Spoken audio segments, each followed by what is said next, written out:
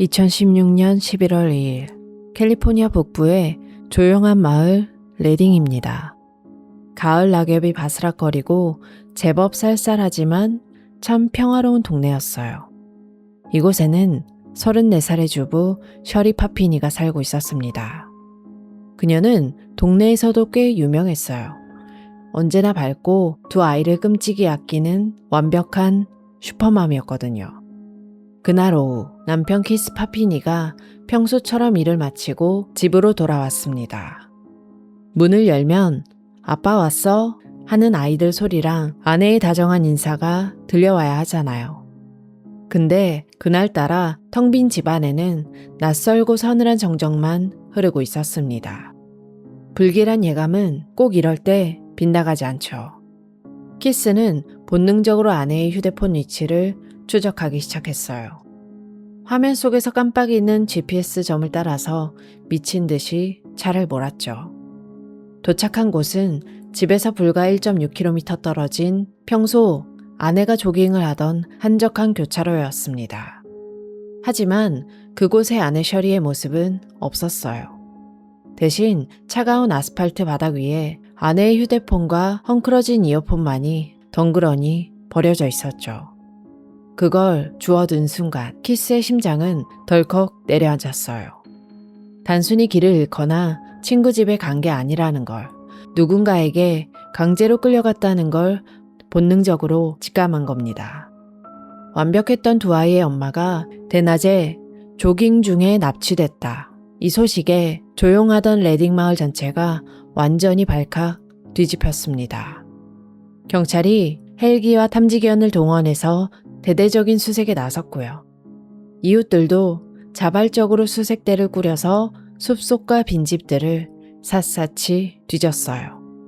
마을 전봇대마다 셔리의 환하게 웃는 얼굴이 담긴 전단지가 빼곡하게 붙었죠. 하지만 하루 이틀, 일주일이 지나도록 작은 단서조차 나오지 않았습니다. 그렇게 애가 타는 지옥 같은 시간이 무려 22일이나 흘렀어요. 가족들도 경찰도 점점 희망의 끈을 놓아가고 있을 그때쯤이었습니다. 11월 24일, 미국 사람들이 칠면조를 구우면서 가족들과 따뜻하게 보내는 추수감사절이었어요. 시간은 모두가 잠든 새벽 4시 30분경이었습니다.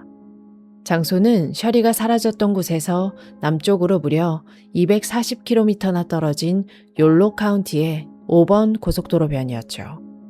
그날 새벽은 한 치 앞도 보이지 않을 만큼 짙은 안개가 쫙 깔려 있었어요. 살을 내듯 차가운 11월의 새벽 공기가 텅 빈 고속도로를 무겁게 짓누르고 있었죠. 그 스산한 고속도로를 달리던 한 운전자는 어둠 속에서 도저히 믿을 수 없는 광경을 보게 됩니다. 헤드라이트 불빛이 비친 고속도로 갓길. 거기에 무거운 쇠사슬에 묶인 채 미친 듯이 낡은 천 조각을 흔들고 있는 기괴한 형체가 있었던 거예요. 운전자는 너무 놀라서 온몸에 소름이 쫙 돋았지만 떨리는 손으로 급히 911에 전화를 걸었어요. 요란한 사이렌 소리와 함께 현장에 도착한 경찰이 손전등을 비췄을 때 그 형체의 진짜 정체가 드디어 세상에 드러났죠. 22일 전에 감쪽같이 사라졌던 엄마, 셔리 파핀이었습니다. 하지만 살아 돌아왔다는 안도감을 느낄 새도 없었어요. 경찰의 눈에 비친 그녀의 모습이 너무나도 처참했거든요. 셔리의 허리와 손목은 무거운 쇠사슬과 구속구로 칭칭 감겨 있었고요. 얼굴은 누군가에게 심하게 맞은 듯이 퉁퉁 부어오른 채 코뼈가 무너져 있었습니다. 항상 단정했던 금발 머리카락은 누군가 억지로 쥐어뜯고 가위로 마구잡이로 자른 것처럼 거칠게 잘려나가 있었죠. 무엇보다 수사관들을 굳어버리게 만든 건 그녀의 몸 상태였어요. 당시 셔리의 몸무게는 단 39kg에 불과했습니다. 마치 오랜 시간 빛 한 주 만들어 오는 지하실에 갇혀서 굶주린 사람처럼 당장이라도 숨이 멎을 듯한 위태로운 몰골이었던 거예요. 지옥 같은 22일을 버티고 기적처럼 살아 돌아온 슈퍼맘의 모습에 온 미국 사회는 눈물을 흘렸습니다. 하지만 병실에 누운 그녀가 수사관들에게 범인들의 정체를 진술하기 시작하면서 이 눈물은 거대한 분노의 불씨로 변하기 시작했어요. 병원 밖은 연일 터지는 카메라 플래시와 몰려든 취재진들로 그야말로 난리통이었어요. 하지만 셔리가 누워있는 병실 안의 공기는 완전히 달랐죠. 숨소리조차 내기 힘들 만큼 팽팽하고 차가운 긴장감이 흐르고 있었거든요. 샤스타 카운티 보안관인 톰과 베테랑 수사팀은 침대 옆에 서서 그녀의 입만 뚫어져라 쳐다보고 있었어요. 도대체 어떤 악마 같은 사람들이 이 평범한 엄마에게 이런 짓을 했는지 한시라도 빨리 알아내야 했으니까요. 침대에 웅크려서 벌벌 떨던 셔리는 마침내 수사관들에게 자기를 납치한 사람들의 정체를 털어놓기 시작했습니다. 저를 끌고 간 건 권총을 든 2명의 히스패닉 여성이었어요. 그녀의 말에 따르면 범인들은 낡고 어두운 색의 SUV를 타고 있었다고 해요. 납치할 때부터 자기 얼굴에 억지로 복면을 씌우고 범인들 스스로도 마스크를 푹 눌러 쓰고 있어서 정확한 생김새는 도저히 볼 수 없게 만들었다고 진술했죠. 여기까지는 흔한 범죄 사건의 진술 같았어요. 근데 수사관들이 이 진술을 듣다가 그녀의 몸에 남겨진 상처를 보고는 그만 말문이 막혀버렸습니다.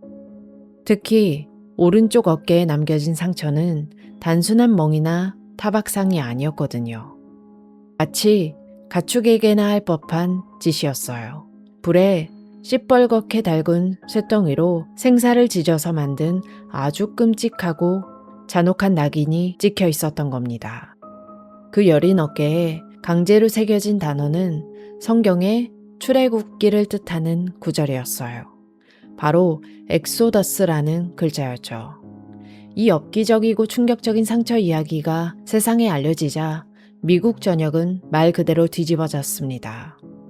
모든 방송국과 신문사가 앞다퉈서 이 사건을 쏟아냈고요. 미국에서 가장 유명한 잡지죠. 피플지의 메인 표지에도 셔리의 얼굴이 대문짝만하게 실렸거든요. 사람들은 이 끔찍한 고문을 끝까지 버텨내고 살아 돌아온 그녀를 위대한 슈퍼맘이라고 불렀습니다. 대중들의 동정심은 상상을 초월했어요. 이 불쌍한 가족들을 돕자면서 인터넷 모금 사이트인 고펀드미, 여기에 페이지가 열렸는데 순식간에 49,000달러가 모였습니다. 우리 돈으로 치면 약 6,500만 원이 넘는 막대한 성금이 쏟아진 거죠. 하지만 온 나라가 셔리를 향한 뜨거운 눈물을 흘리고 있을 때 이 사건의 이면에서는 아주 억울하고 끔찍한 일들이 벌어지고 있었습니다. 셔리가 경찰 조사에서 납치범들에 대해서 아주 기가 막힌 묘사들을 덧붙였거든요. 범인들이 자기가 갇혀있는 내내 멕시코 전통음악인 마리아치를 아주 시끄럽게 틀어놓고 밥 대신에 타코와 또띠아만 던져주면서 괴롭혔다는 주장이었어요. 이건 누가 들어도 아주 악의적이고 뻔한 인종차별적인 편견 덩어리잖아요. 문제는 이 거짓말 한마디 때문에 당시 캘리포니아 북부에 살고 있던 평범한 라티노 여성들이 하루아침에 잠재적인 납치범으로 몰리게 됐다는 겁니다. 단지 히스패닉이라는 이유만으로 동네 마트를 갈 때도 사람들의 차가운 의심을 받아야 했고요.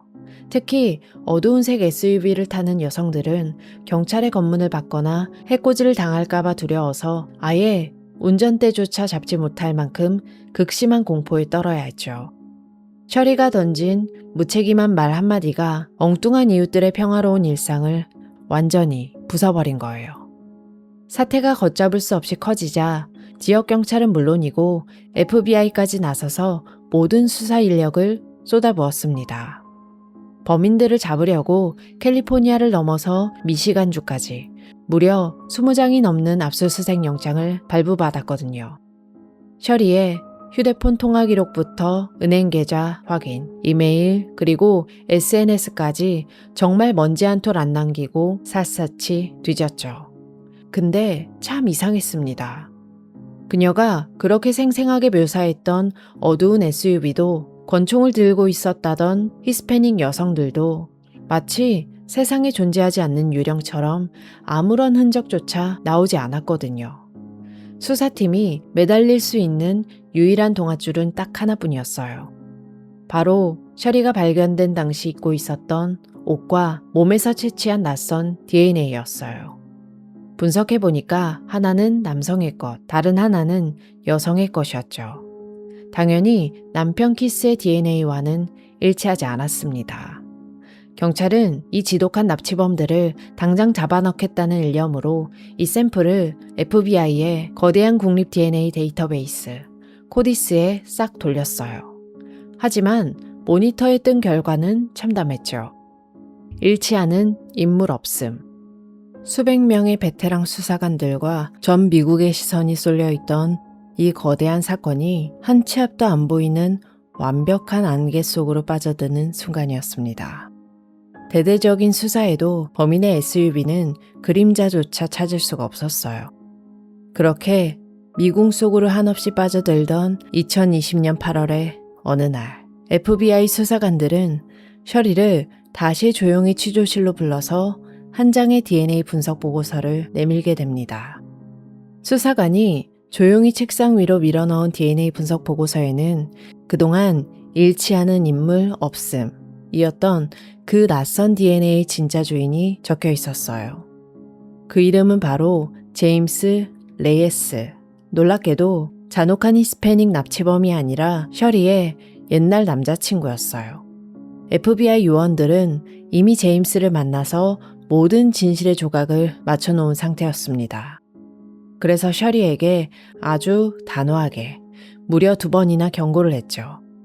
연방 요원에게 대놓고 거짓말을 하는 것은 아주 무거운 중범죄에 해당한다고요. 그러니까 이제 그만 이 지독한 연극을 끝내고 솔직하게 진실을 말할 기회를 준 거예요.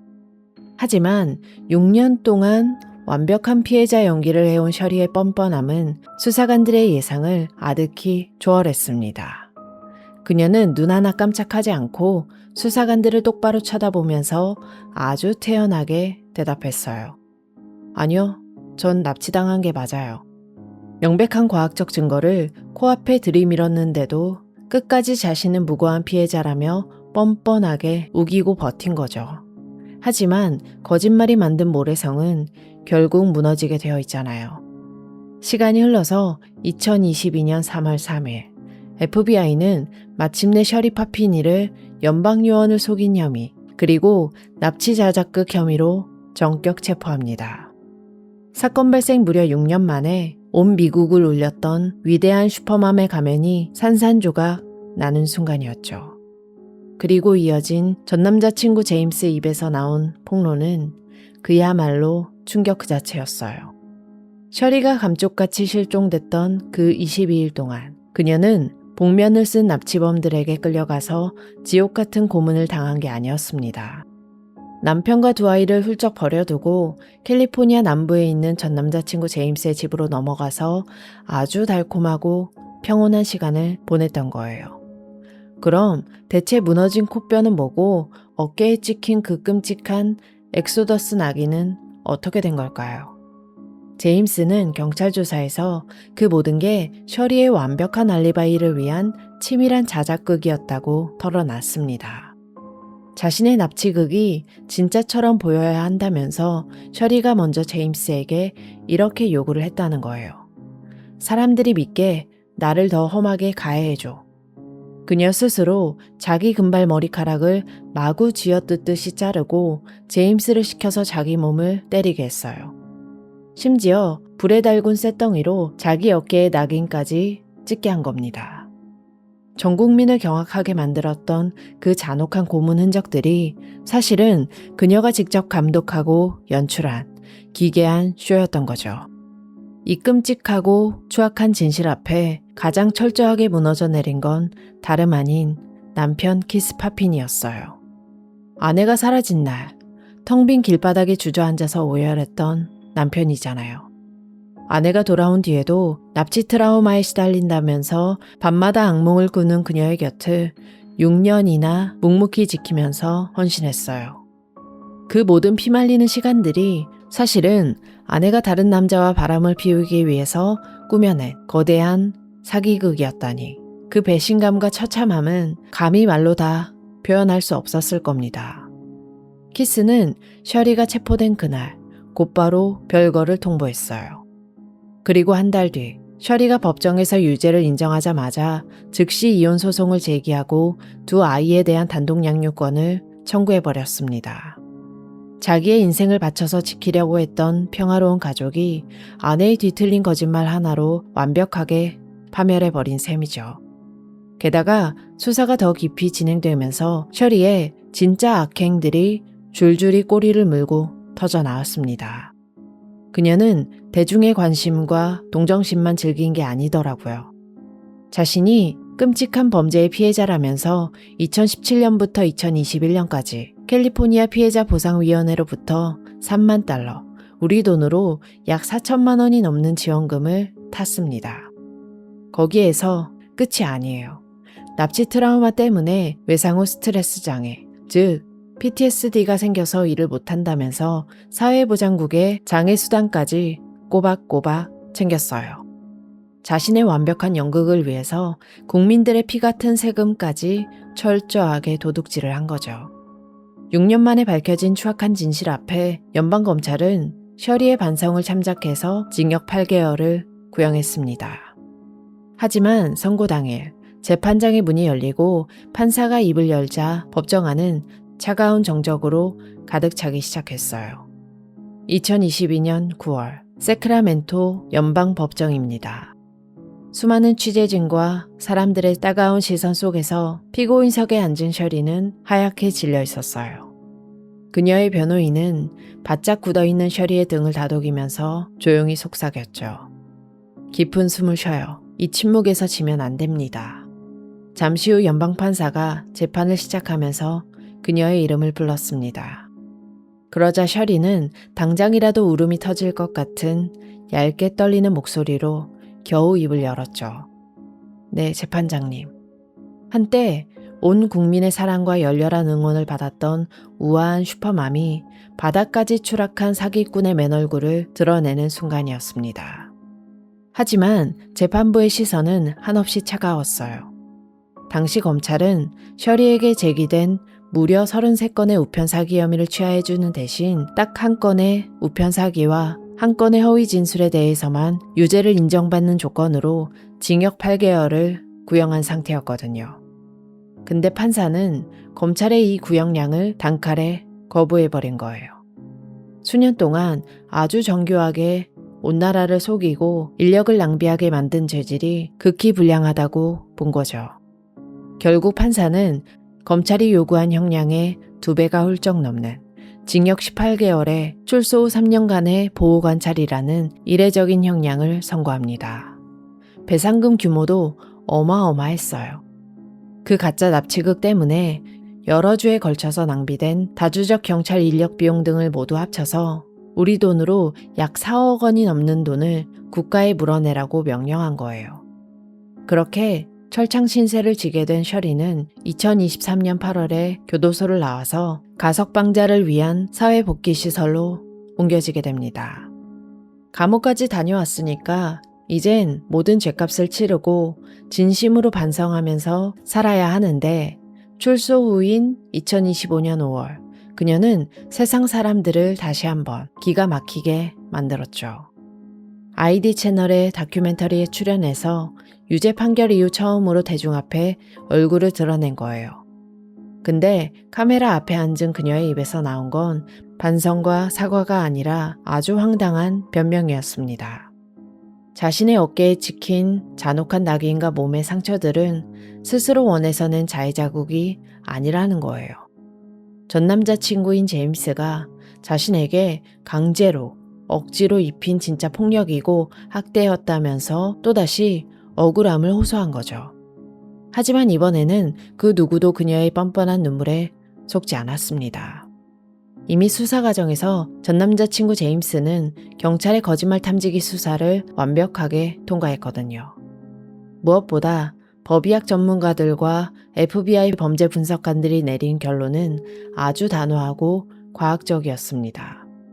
전문가들은 그녀의 몸에 남은 상처들이 누군가에게 오랜 시간 감금당해서 폭행을 당한 흔적이 절대 아니라고 못 박았어요.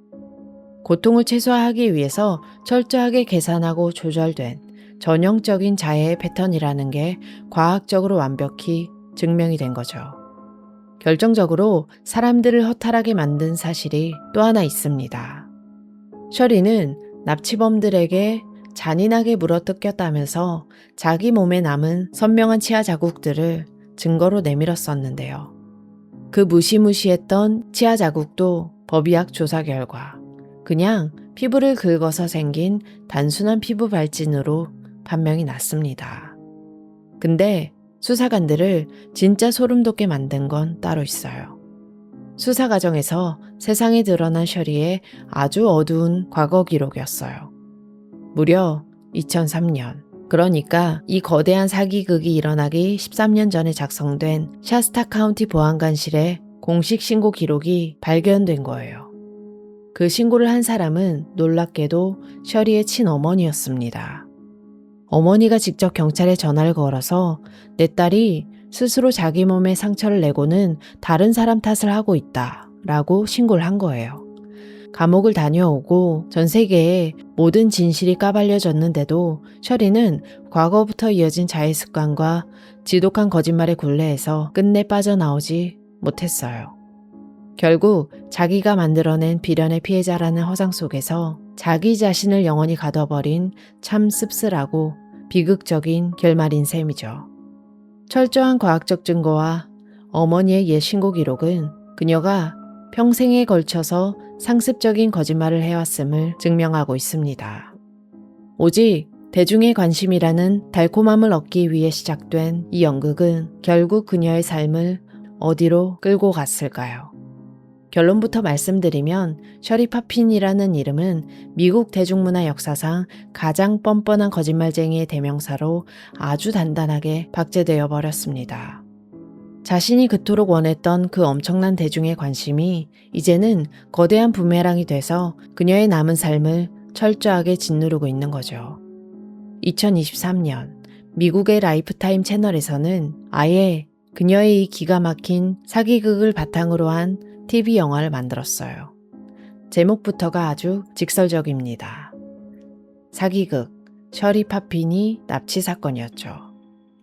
유명 배우인 제이미 킹이 셔리 역할을 맡아서 불쌍한 피해자인 척 눈물을 흘리던 그녀의 소름 돋는 두 얼굴을 아주 생생하게 연기했어요. 참고로 영화 속에서는 극적인 연출을 위해서 수사 책임자가 여성으로 각색이 됐지만 실제로 이 사건의 진실을 끝까지 추적했던 리더는 샤스타 카운티 보안관실의 끈질긴 베테랑 카일 월리스 경사였습니다. 자신의 추악한 범죄와 거짓말이 할리우드 영화로 만들어져서 전 세계에 방송되는 기분은 과연 어땠을까요? 근데 그녀를 향한 미디어의 조롱은 여기에서 끝이 아니었어요.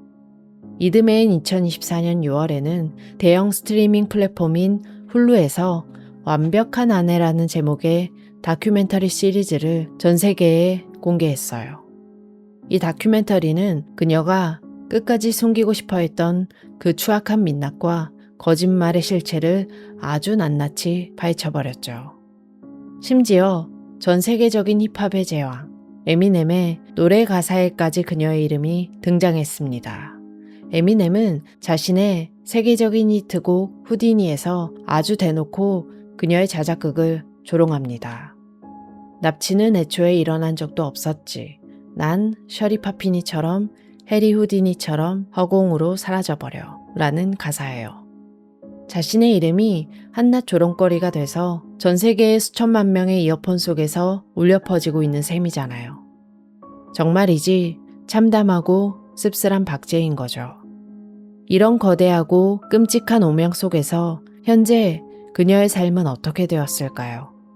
시간이 흘러서 2025년 미국의 유명 뉴스 매거진 인사이드 에디션과 독점 인터뷰를 했는데 셔리는 자신의 비참한 현실을 직접 고백했어요.